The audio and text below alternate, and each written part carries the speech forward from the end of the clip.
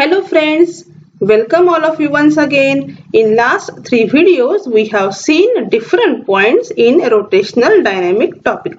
So today we see some other interesting points included in our new board syllabus. So let's start today's lecture.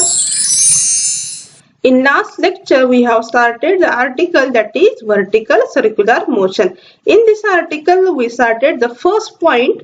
The first point it is point mass undergoing vertical circular motion under the gravity. In this point there are two cases included. First case it is mass tied to a string and second case it is the mass tied to a rod. In last lecture or in the last video we have completed mass tied to a string. So today we start second case that is mass tied to a rod. Before this we have to know that first what is the basic difference between string and rod in terms of the tension. Let's see. In case of string needs some tension at all the points including the uppermost point, whereas the rod is rigid, such condition is not necessary. In case of string, certain minimum speed at the uppermost point is required, whereas in case of the rod, there is practically zero speed is possible at the uppermost point. So today we calculate some formula or velocity and expressions for the tension in case of the rod. Let's see, using the similar mathematics, we have know that the equation that is Vb square minus Va square, which is equals to 4 into the small r into small g. We have know that as Va is equals to 0 in case of the rod, that is at the uppermost position, velocity becomes 0. So we have to get the equation or formula V lowermost value, that is under root of 4 into the Rg. Taking square root, we have to get 2 into the under root of R into the small g. So for the minimum speed at the rod, for the horizontal position we have to get the value that is under root of simply 2 times R into the small g. So for the value of the tension at the lowermost points minus tension at the uppermost points, we have to get the value that is 6 times m into the small g. So here we have completed the case number second, that is mass tied to a rod. So let's see the next point in the vertical circular motion, that is fear of the death. See the figure.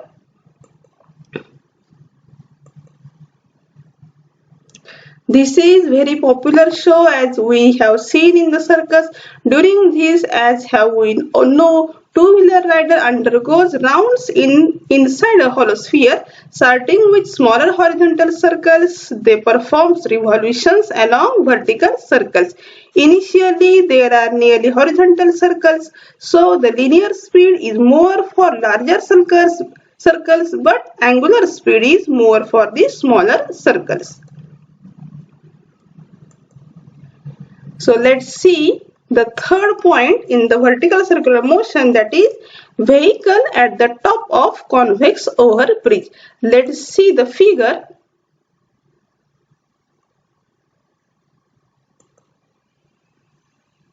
Here a convex over bridge, at the uppermost point there is vehicle.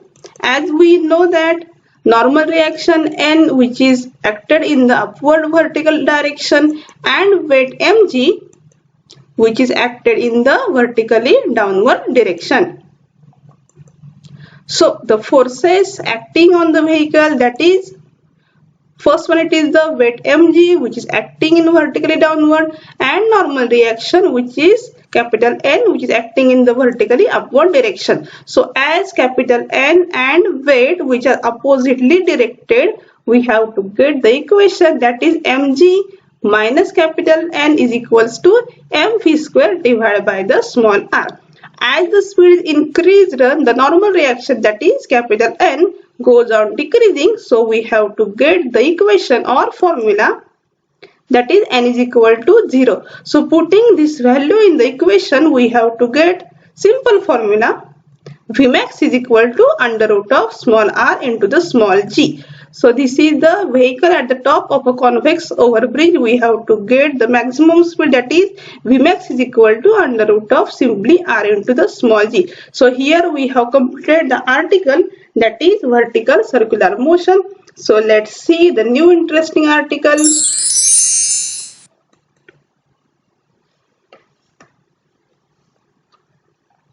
In our sweet home, we open or close the door in daily routine work. If we open our door, we give certain angular displacement to it. See the figure.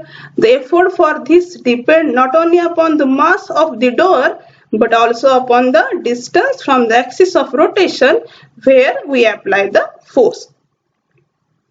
So the quantity analogous to mass includes not only the mass but also distance-wise distribution of mass around the axis of rotation. So we have to calculate the expressions for rotational kinetic energy. See the diagram carefully. Figure shows a rigid object rotating with constant angular speed omega about an axis perpendicular to the plane of the paper. Object consisting of n particles of masses m1, m2, there are large number of particles, that is up to the mn at perpendicular distances, that is r1, r2 up to the rn from the axis of rotation. As the object rotates, all these particles performs UCM, that means uniform circular motion. So we have know that linear speed of the particle, we have know that the equation V is equal to R omega. So for the first particle, the equation becomes V1 is equal to R1 times omega. For second particle, V2 is equal to R2 times omega. As there are large number of particles, so the equation becomes Vn is equals to Rn times of the omega. So translational kinetic energy of the first particles, which is equals to kinetic energy of first particle, that means 1/2 m1 v1 square. Putting the value of the equation v1 in this equation, we have to get 1/2 m1 r1 square omega square for the first particle. For second particle, that is 1/2 m2 r2 square into the omega square.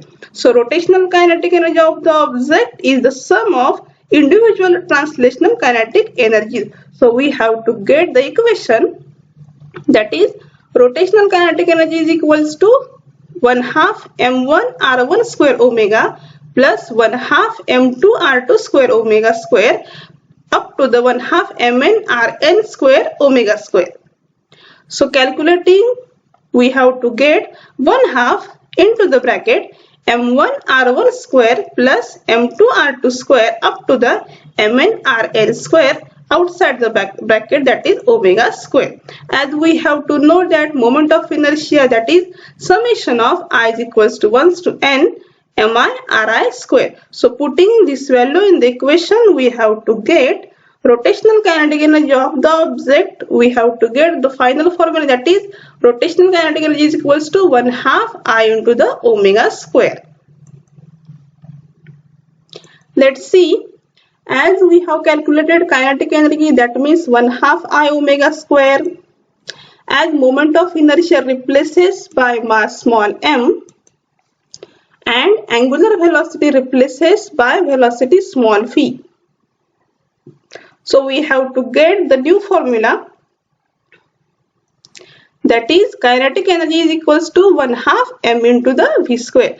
So we have to get from the formula, moment of inertia of an object depends upon first individual masses and second it is the distribution of these masses about the given axis of rotation. So let's see the next point in this topic, that is moment of inertia of a ring.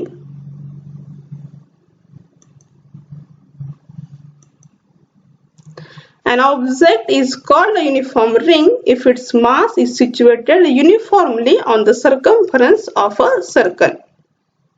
That is, it is a two-dimensional object of negligible thickness. Let's see the figure. Simple figure is here. This is the axis of rotation. We have to calculate the moment of inertia of the ring. As the ring is rotating about its own axis, that is line perpendicular to its plane and passing through its center, its entire mass capital M is practically at a distance equal to its radius capital R from the axis. So we have to calculate the expression for moment of inertia of a uniform ring of mass capital M and capital R, which is nothing but capital I is equal to M times capital R into the square. So this is the moment of inertia of the ring. I is equal to mr square. So let's see the moment of inertia of the uniform disk.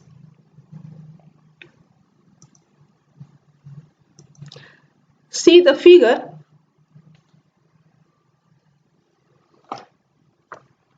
In the figure, a uniform disk of mass capital M and radius capital R rotating about its own axis. As it is uniform circular object, it can be considered to be consisting of number of concentric rings of radii increasing from 0 to capital R. A disk, it is a two-dimensional circular object of negligible thickness. It is said to be uniform if its mass per unit area and its composition is same throughout. So we have to know that the densities formula, that is sigma is equals to m divided by the capital A, that means mass divided by the area. So this is a ring or simply disk. We have to given the formula, that is sigma is equals to m divided by pi into the r square. So consider one such ring of mass small dm and width of this ring, it is d into the small r. So we have to calculate the moment of inertia of uniform disk. Let's calculate.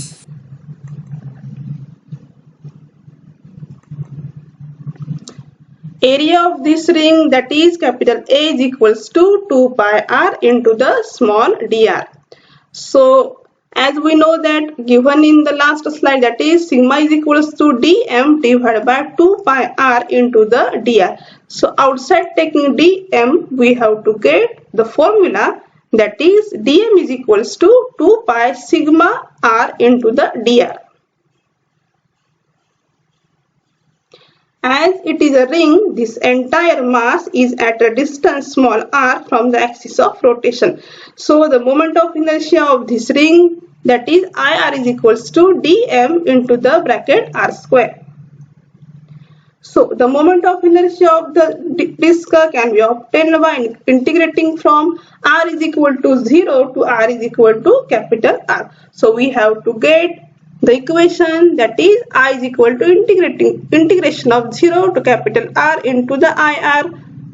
Next one, it is the taking the formula, that is 0 to capital R dm into the r square.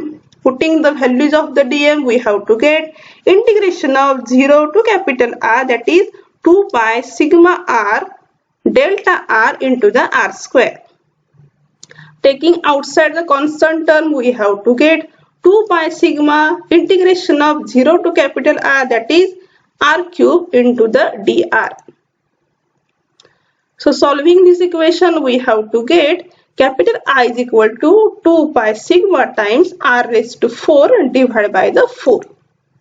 Putting the value of the sigma in this equation, we have to get, that is moment of inertia I is equal to 2 pi into the bracket m divided by pi r square into the another bracket r raised to 4 divided by the 4. So calculating simple this calculation, we have to get the final answer of the moment of inertia, that is 1/2 m into the capital R square. So moment of inertia of the uniform disk, we have to get the final formula, that is 1/2 m into the R square. So friends, today we will stop here. In the next video, we have seen other some different interesting points.